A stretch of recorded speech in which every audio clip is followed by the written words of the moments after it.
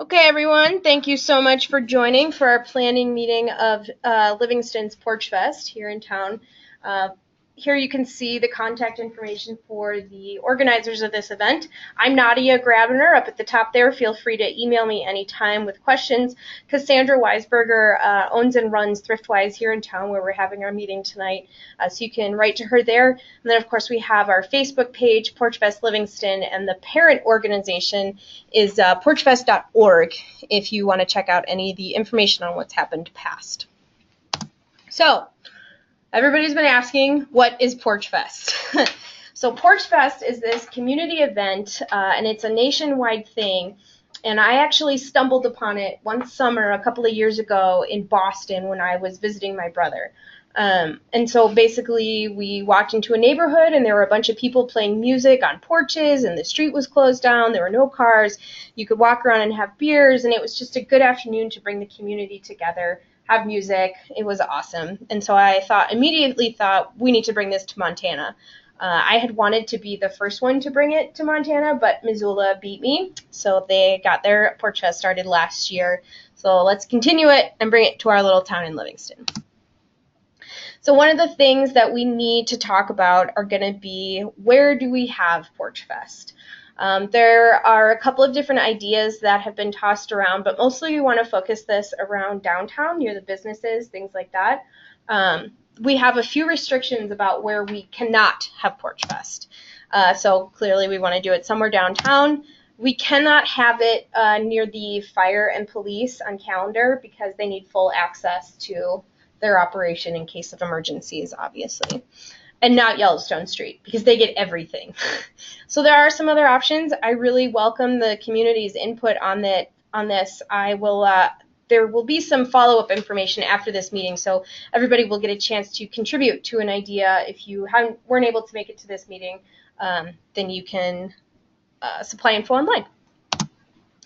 So when we have Porch Fest is another big thing that we need to talk about. So every year the Livingston Hoot, for those people who are new to town, the Hoot is a big street concert in August, and this year the Hoot is not happening because that area will be under construction. So early August is a great time to plan Porch Fest because nothing else is going on. The weather is pretty dependable, and we're hoping to do it in early August so as not to conflict with families trying to get kids ready to go back to school, those kinds of things. So no Hoot, early August. Another thing that we need to talk about will be, how do we actually make this happen? It doesn't require a lot of money, but it requires some. So we do need some sponsors, we need donations, we need volunteers especially to help man the barricades at the intersections, things like that. We definitely need a lot of community interest as well because this is going to be in your neighborhood. So we need to make sure that you're okay with this. I don't want to upset anybody, obviously. We already have our first sponsor with PFL. They have donated a $500 print credit to our event. And so we'll have maps and schedules to hand out the day of the event to tell people where to go and when people are playing, things like that. So PFL is going to help with that. But we need some more. We need Neptune's had expressed some interest, so there's a lot. Volunteers. So these are some of the things that we need volunteers for. So like I said, manning those barricades at the intersections, moving them in case for emergency vehicles, things like that. We also need people at one of the main entryways or maybe a couple of them to hand out those maps and schedules provided by PFL. We need a mobile team. They could be on bikes or walking to monitor crowds and noise levels. This is supposed to be a community-friendly event. We don't want to make anybody upset, as I mentioned. And so we're estimating that we'll need about 12 to 15 people to volunteer for some of these activities.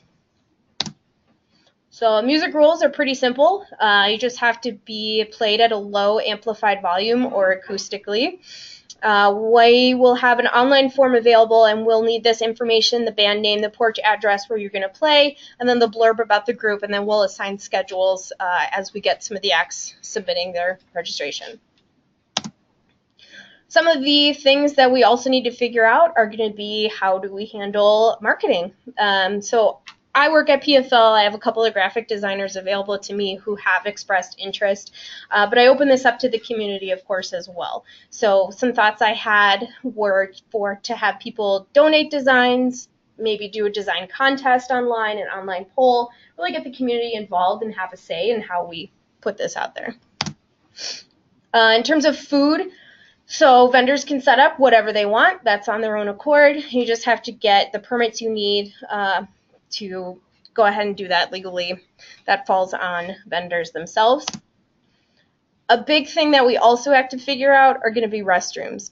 So when the parent organization does this, they have restaurants and businesses and churches open up their restrooms for public access. I looked into porta potties, and they are anywhere from about $175 to $225 a piece, depending on what you get. And then their website estimates that you need, 18 or 19 for 3,000 people. So if we figure half of the town approximately, we would need 18 or 19 if nobody else opened up businesses, but that costs like $4,000. So that would be another thing that sponsorship would help with if we ended up having to go that route. So again, just kind of recapping the other expenses. So along with maps and schedules, we'd like to do stickers, maybe t-shirts for the volunteers, maybe t-shirts to sell, something like that, those porta potties. The insurance is a pretty easy $100 that ThriftWise is willing to shell out and have the event under their insurance as a business, so that's awesome. Closing the street costs $100 a block. We have to get some approval and things like that, but that's going to be another cost, especially once we figure out how many blocks we actually need to block. And that's pretty much it. So I open it up to questions at this point. If you guys want to email me, you are welcome to submit information or questions on the Facebook page. Feel free to give me your contact information, and I will also publish a Google form where you all can express your level of interest and what you want to do, and give me your contact and things like that. So do you guys have any questions? Either of you? August. Mm-hmm. And see, I never actually went to it. I was only there the week before. So musicians play on porches, and people are just walking around, hanging out, having a good time. Yep. And there might be food trucks set up. Yeah. Amongst these 3, 4, 5. What's your thoughts on blocks? On how many? It kind of depends, but I would say somewhere between like 4 and 5 blocks. Yeah. Mm-hmm. Yep. And then Livingston's music scene, are there a lot of musicians here? There are, I think there's a good amount here in Livingston, and then there's quite a bit in Bozeman. Yeah, so if people have connections with musicians in Bozeman, that would be really helpful as well, bring these people in. And, this is a fun thing. You can look at it, if you're a musician, as a way to, grow your presence and things like that, but, you're not getting paid. Okay. I don't. Somebody asked me the other day, what would be the incentive for a band to play? And I was like, exposure, community enrichment. I mean, this is on everybody's own accord. And I'm happy to plan this and run it. I'm excited about it, but I definitely need community input. Yeah. Yeah, it's a really great event. And it brings a lot of people together for an easy thing. It's just music and brews, nothing too complex. Is there any way to tap in, if the hoot isn't happening, is there any way to tap into the resources that they typically use to try and get stuff pulled together? It's a good idea. I'll talk to Cassandra about that. Yeah. Do we know who typically organizes that? Yeah, so Cassandra is on the board of everything, and she's in connection with the chamber, so she can help us with the permits and get in touch with the people who organize the hoot so that we can kind of piggyback off some of those resources. It's a really good idea. I feel like the biggest obstacle is going to be just getting people excited and involved. I don't know, I'm not sure how to tackle that aspect because, clearly we need a turnout. We need it to happen. Significant, and that requires people to be excited about it. So how do we get the word out? Yeah, exactly. It's going to require, a lot of people to just sort of spread the word. And I was telling you this yesterday, Kate. So here in town, they built a McNair skate park, and they did it mostly all on community donations. So after they told the public that they wanted to do this, I think there was an ad in the paper, which that's a good idea. We should do that, a couple of them. And then they put up like donation cans at retail and grocery stores and all this stuff, and everybody contributed to it, and they built this beautiful park, and they're still continuing to get donations for it because, of course, it needs upkeep. So things like that. That's definitely some stuff that we can do. Yeah, and then Cassandra had a really good idea, and she has some connections for potentially like a fundraising barbecue. So like she could get Albertsons to donate buns, and she said she could get Town and Country to donate like burgers and hot dogs and things like that. And then the Floral Boutique, she thought they could donate like balloons and stuff like that. And then we could do a, early summer barbecue thing, things like that. But really at this stage, like generating the money, yeah, that's going to be a big task. But at this point, it's really generating the interest, and it's not going to require a ton of work from the community, but it definitely requires a lot of buy-in. Because, like I said, I mean, these are neighborhoods where people actually live, and we want to keep our town happy.